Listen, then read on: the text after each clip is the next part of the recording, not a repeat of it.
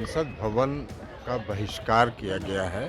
संसद भवन के उद्घाटन समारोह में हम लोग नहीं जाएंगे, इसलिए कि इतिहास को बदलने का प्रयास हो रहा है। मोदी जी ही पूरा लोकतंत्र का आधारशिला रखेंगे क्या?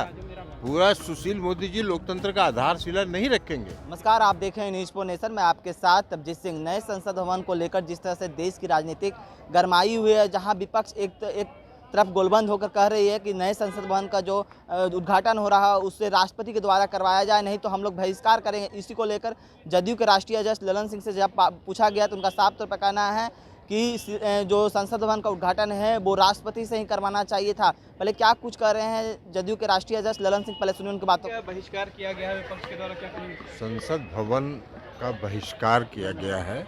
संसद भवन के उद्घाटन समारोह में हम लोग नहीं जाएंगे, इसलिए कि इतिहास को बदलने का प्रयास हो रहा है। अब ये इतिहास बदलने में उनके भागीदार नहीं होंगे। राष्ट्रपति को भी अगर संसद भवन बना ही था तो राष्ट्रपति को बुलाना चाहिए था, प्रधानमंत्री कौन होते हैं? तो इसलिए हम लोग उसका बहिष्कार करें। सम्राट चौधरी कह रहे हैं कि विधानसभा में जो शिलापट का उद्घाटन हुआ विधानसभा का, तो उसमें नीतीश कुमार ने किया था। राज्यपाल को क्यों नहीं? कौन बोल रहे हैं? सम्राट चौधरी जी का छोड़िए ना। सम्राट चौधरी जी जो बोलेंगे वो कानून नहीं ना है। सुशील मोदी कह रहे हैं सर इतना दिक्कत है तो नए संसद भवन में नहीं पैर रखे कभी विपक्ष के नेता। अब सुशील मोदी जी ही पूरा लोकतंत्र का आधारशिला रखेंगे क्या? पूरा सुशील मोदी जी लोकतंत्र का आधारशिला नहीं रखेंगे। सरकार अगर बदलेगी तो नए संसद भवन में कोई दूसरा काम होगा।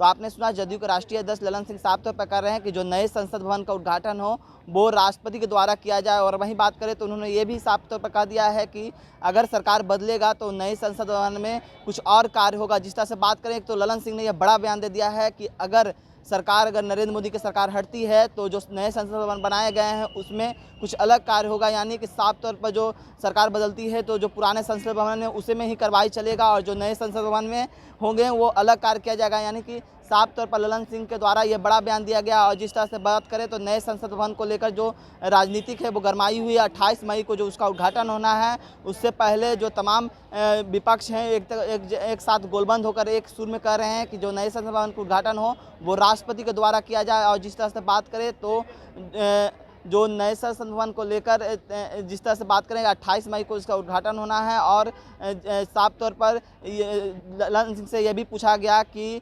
जो सुशील मोदी है वो कह रहे हैं कि विपक्ष अगर नए संसद भवन बन रहे हैं तो उसमें कदम नहीं रखे। तो वो साफ तौर पर कहते हुए ललन सिंह आ रहे हैं कि लोकतंत्र का जो इतिहास है वो ही लिख रहे हैं क्या? साफ तौर पर जो ललन सिंह कहते हुए नजर आ रहे हैं कि ये जो बीजेपी की सरकार है वो इतिहास बदलना चाह रही है, लेकिन हम लोग इतिहास बदलने नहीं देंगे। जिस तरह से नए संसद भवन प्रधानमंत्री के द्वारा उद्घाटन किया जा रहा है, नहीं, ऐसा नहीं होना चाहिए।